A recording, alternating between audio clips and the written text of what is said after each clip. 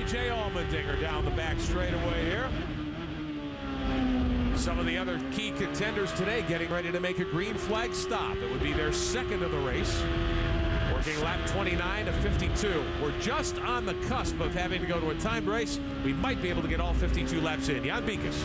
Well, the strategy still continues to play up and down pit road, and the teams really are somewhat confused as to what is going to work out here today as far as a timed race, a not timed race, what strategy you want to be on. Certainly people know that the Justin Wilson and the Alex Tagliani strategy is certainly the one to have. And people like Sebastian Bourdais are just trying to do whatever they can in 8.6 seconds to cruise, get everything they have.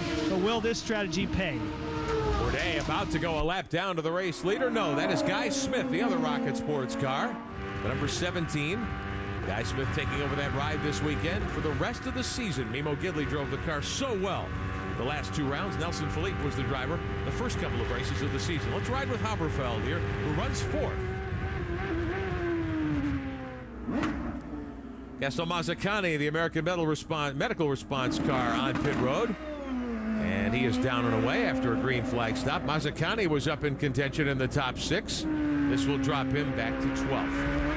Mario Haberfeld having a really, really good day again here for Derek Walker. Race leader Alex Tagliani is on pit road. Haberfeld, this unique view off the right-hand side pod of that Reynard. Haberfeld fourth to pit road. Alex Tagliani on the marks, already up in the air. The tires are finished. Tom Howard out in front, telling him to hang on. He asked for no changes. There have been none. Fuel hose away. Off he goes. 11 seconds, and he's got a full load of fuel, ready to do battle. Green flag stop number 2. Mario Haberfeld is on pit road as well, and we saw Justin Wilson, who was running second, come on to pit road. Haberfeld down and away. For Tag, a pretty long stop, Tommy. But that is big-time heads up by the Rocket Sports guys. As soon as Bourdais comes in, the liability then is if a yellow comes out between then and when Tag stops, it equalizes what they gained earlier. Now, as soon as Bourdais comes in, Tag says, okay, bang. We don't have anybody threatening us from behind. We got 7.2 seconds on Levine, so we don't have to worry about him leapfrogging us by getting an extra hot tire lap. So that's a really heads-up move by the Rocket Sports guys. Paul Tracy Wright running in front of race leader Alex Tagliani. Last time by, Tagliani had a 7.3 second lead over Rodolfo Levine, and Tagliani has burned up, 50-some seconds of his push to pass time, but still has 19 in the bank. And if you're just joining us, Champ Car this morning decided to give all these teams 15 additional seconds of push to pass time. So 75 seconds is the number they began with here today. Now we check the green flag pit stop board, top of your screen. You can see there that Tagliani has made 2 stops. Wilson and Haberfeld have made 2 green stops, as have Bourdais, Oriol Servia, and Gaston Mazzacani. Alex Spirafico has as well, with Patrick Carpentier. Everybody else has only made 1, and that's why those drivers will cycle back to the head of the class. 22 laps to go. Bruno Junqueira, 16th right now. Let's show you what happened moments ago. This is coming off turn 3 under the Sargento Bridge. Watching Levine. And this is a pass for the lead. Diving to the inside here of Justin Wilson. Wilson not having a good day at that part of the racetrack. He's offline again. Really having trouble hooking that car up. And I wouldn't have put much money at the start of the year saying, hey, you know what? Rodolfo Levine is going to put a move on F1 refugee Justin Wilson for the lead of a Champ Car race. He put the move on, but it didn't work, and Levine decides to come to pit road. Wilson stayed in front of him. You could just barely see it. Levine back out, nearly touches wheels there with Spirafico. Ooh, that's dangerous stuff. They tell you got to stay to the right leaving the pits, and that's exactly why.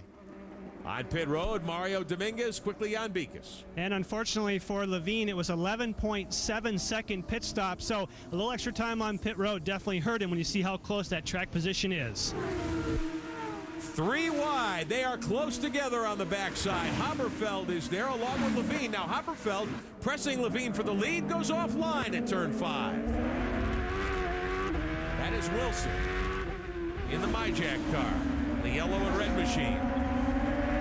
Looks like Haberfeld's pushing a good bit, Tom. Yeah, I don't think this is for the lead any longer because Levine made the stop. All these guys have been on pit road. So Paul Tracy has now reassumed the lead, albeit 1 stop short of all the other guys. Tracy does indeed on the scoring monitors cycle back to the head of the class, but he is with 1 green stop so far, and he's got to make 2 more in the next 13 laps. We're working lap 31. The fact that Rocket Sports was so heads up answering that tactical move by Newman Haas, now Tracy, they can kind of roll the dice. If they get another yellow, they're exactly in the shape that put them here, but you can build a case that, okay, right now it's probably worth, okay, well, Gaston Mazzacani brings out a full course yellow. Mazzacani, who was having a really good day, but shown 14th after his second green flag stop. So Tracy, Lapine, and Tagliani are your top 3, working lap 32 at Road America.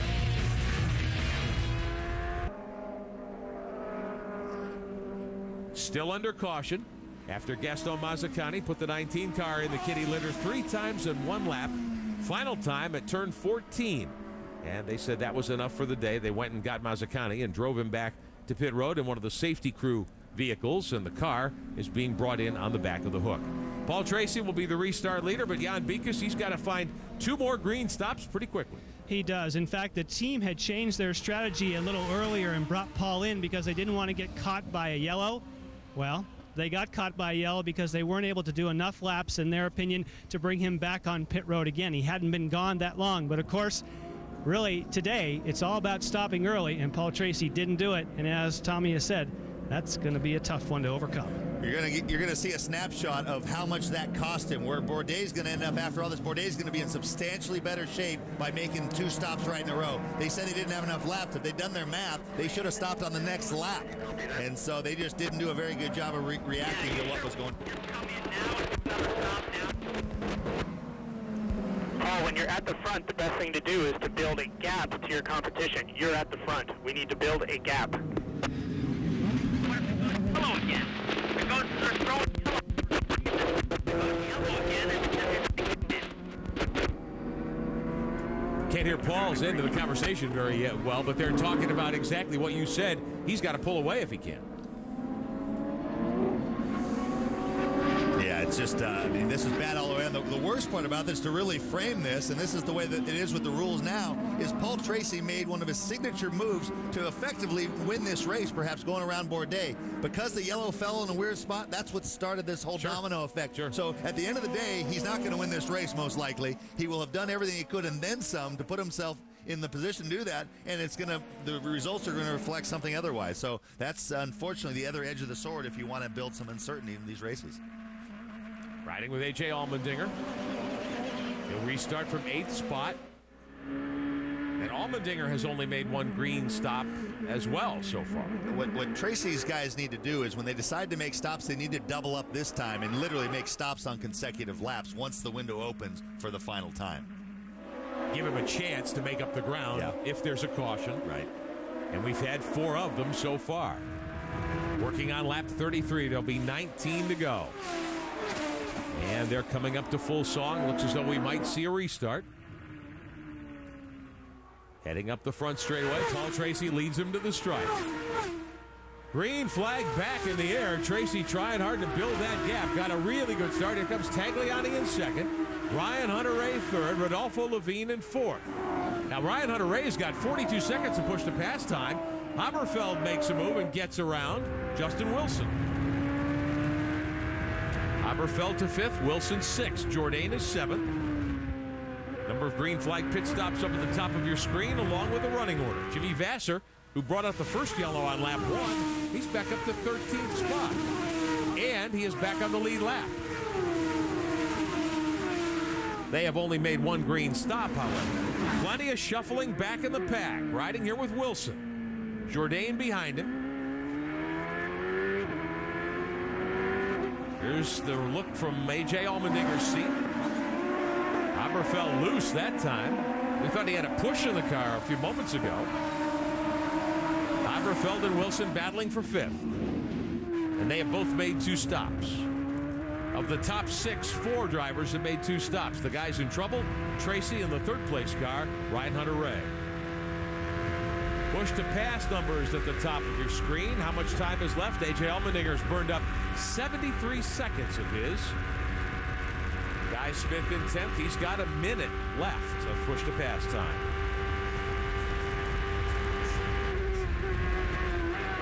Mario Haberfeld has moved up a lot of positions. He's gained 7 today.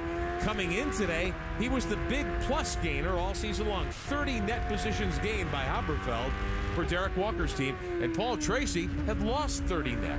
Well, and what that's a function of is a guy who has not had much speed in qualifying, finishing every race, and the guy with a lot of speed in qualifying who's dropped out of a few races that skews that.